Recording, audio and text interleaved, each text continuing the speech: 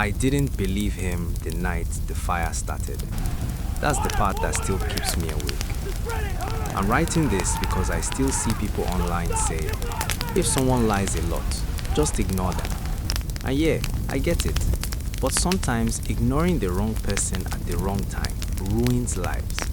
Not in some big dramatic way, in the way you only talk about in low voices later. This happened in my village in northern Nigeria. Small place. One main road, lots of footpaths, farms around it, and compounds packed close together. People here know each other. When somebody coughs, the whole street hears it. I was in my early 20s then. I worked with my uncle. We sold animal feed and small farm tools from a stall near the market. Nothing special. I wasn't a hero. I wasn't even brave. I was just there when everything went wrong. The boy's name was Sadiq. He was 14, maybe 15, small for his age, fast runner, always sweating, always smiling. He could talk his way out of trouble if you gave him 5 seconds. Then he started doing this thing. The first time, I remember the sound of his voice more than the words. It wasn't just shouting, it was panic, like someone was about to die. I was behind my uncle's store, stacking bags of feed. Then we heard it. Thief! Thief! Somebody is stealing goats! People reacted fast. In a village, when you hear thief, you don't think, you move. One man dropped his tray of tomatoes. Musa stood up fast. I dropped the bag and followed. We all ran toward the grazing field behind the houses. It was dusty and hot. You could hear people yelling questions. Where? Who is it? Did you see him? Sadiq kept running ahead, shouting, breathing hard like he was fighting for air. Then we reached the field. Nothing. No thief. No strange footprints. No goat missing. The goats were just standing there chewing grass. Then people looked at Sadiq. Sadiq bent over like he was tired. Then he straightened up and smiled. He smiled. Not a scared smile, a proud one, like he had done something smart. Musa stared at him. Sadiq, where is the thief? Sadiq laughed. I just wanted to see if you people can run. A man named Uncle Bako stepped forward, loud voice, known for fighting. He pointed at Sadiq's face. You are mad. Sadiq raised his hands like he was innocent. I'm sorry, it won't happen again. People cursed and walked away. I thought it was just childish nonsense, a one-time mistake. I was wrong. The second time happened in the market. It was a busy day. People were selling pepper, onions, dried fish. Children were running everywhere. I was at the store with my uncle when we heard screaming again. Snake! Snake! Somebody has been bitten near the river. Sadiq came running into the market like a storm, pushing through people, shouting until the whole place turned upside down. Somebody screamed, Where is it? Sadiq was pointing toward the path that leads to the river. People rushed out. A few men ran with him. Some shouted for the herbal man. Someone even said, Bring a blade. If it's snake bite, we must tie it. We got near the river. Nothing. No crowd. No crying person. No snake. Just Sadiq standing there, breathing hard, looking around like he was waiting for applause. A man named Lawal, who was the chief's cousin, grabbed Sadiq by the shirt. Who was bitten? Lawal asked. Sadiq looked at the ground. Nobody. So why are you shouting? Sadiq tried to smile again. I was just... Lawal slapped him. Next time you do this, you will taste real pain, Lawal said. That should have ended it. But Sadiq didn't stop. He only changed the lie. Sometimes he would say strangers were hiding near the farms. He would run into the village in the evening shouting, People, people, I saw them, 3 men, they have knives. People would rush out holding sticks and torches, hearts beating fast. Then they would find nothing. He would laugh, or he would say, I thought I saw them. Other times he would shout that a child fell into the well. That one was the worst because everyone fears that. I remember that day too. A woman screamed, My God, and ran so fast her slippers flew off. People gathered at the well, looking down, shouting a child's name that didn't even exist. Then they realized again, lie. And every lie left something behind. Not just anger, it left shame. Men felt stupid for running. Women felt foolish for panicking. Parents got tired of their children being scared for no reason. After a while, something changed in the village. Not in one day, not suddenly, just slowly, like water dripping on stone. People stopped moving when they heard Sadiq's voice. The first time you hear him shout, you pause. The third time, you roll your eyes. The seventh time, you say, ignore him. Even his mother stopped reacting. His mother's name was Zainab. She sold akara by the roadside in the mornings. She was a strong woman. She had that tired look of someone who has carried too much on her head for too long.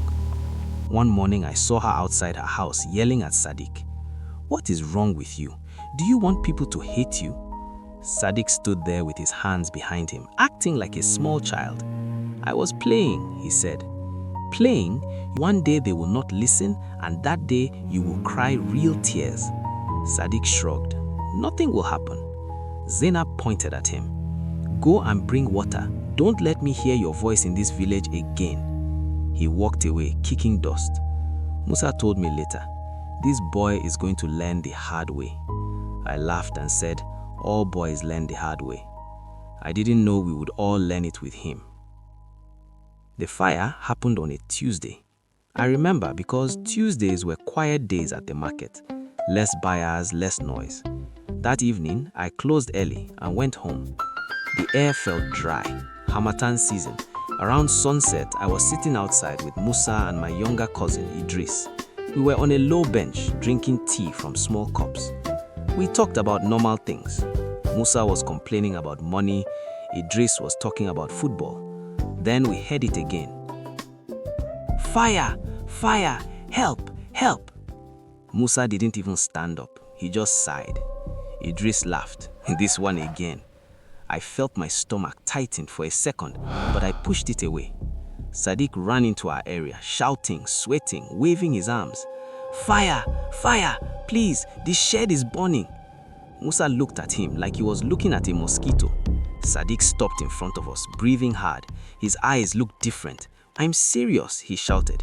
"It's burning, the storage shed near the farms." Idris shook his head. "You said thieves last time. You said snake. You said well.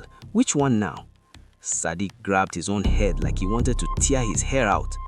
"Wallahi, I'm telling you the truth. Please." I looked at Musa. Musa looked at me.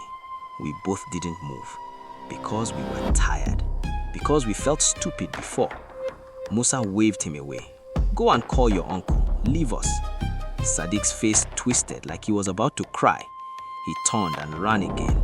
"Fire! Help!" he shouted, moving toward other houses. And I sat back down. That's what hurts. Then the wind shifted and we smelt it. Smoke. Real smoke.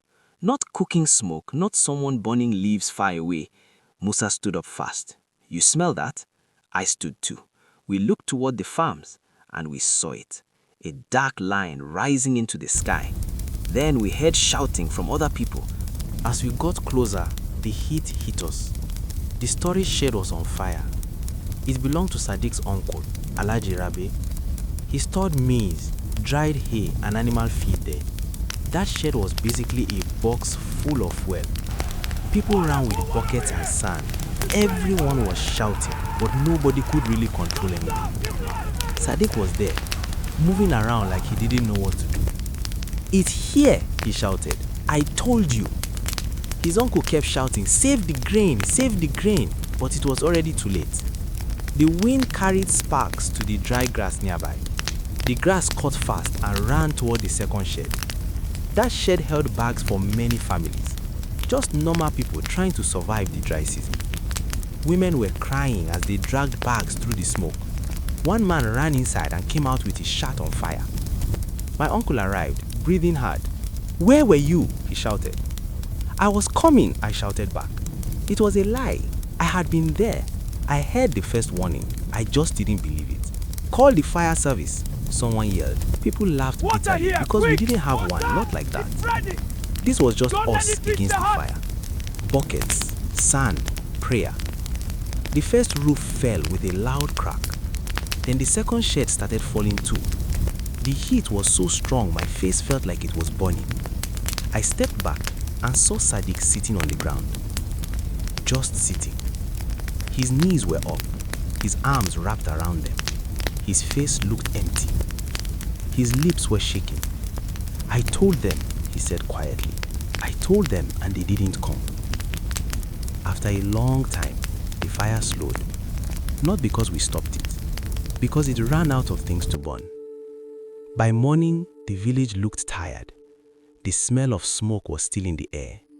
The sheds were gone. Only black wood and ash remained. Families stood around the burnt bags, touching what was left. Alhaji Rabe sat on his stool with his head down. Then people started whispering. If we listened earlier, this could have been stopped. After that, the village didn't punish Sadiq with sticks. They punished him with silence. If he said a goat was missing, people checked an hour later. If he said a child was crying, they asked who else heard it. Every truth he spoke had to be verified by someone else first. He had broken the one thing a small village can survive without: trust. 2 weeks later, His family sent him to stay with an uncle in another town. I saw him at the roadside with a small bag, waiting for the bus. I told him, try to be better there. He nodded, I will. But even if I change, this place will only remember the old me. I wanted to tell him he was wrong, but I couldn't. Some things stick. The bus came and he left. We rebuilt the sheds and life moved on, but the village is different now. Whenever a child shouts in play, an adult snaps at them to be quiet. We aren't being mean, we're just haunted. We're scared of that moment when real danger comes and nobody moves. Even now, if I smell smoke, I jump. My heart races before my brain can think. I don't know where Sadiq is today, but I learned a hard lesson that night. The worst part wasn't the lie itself. It was the truth finally showing up, wearing the same clothes as the lie.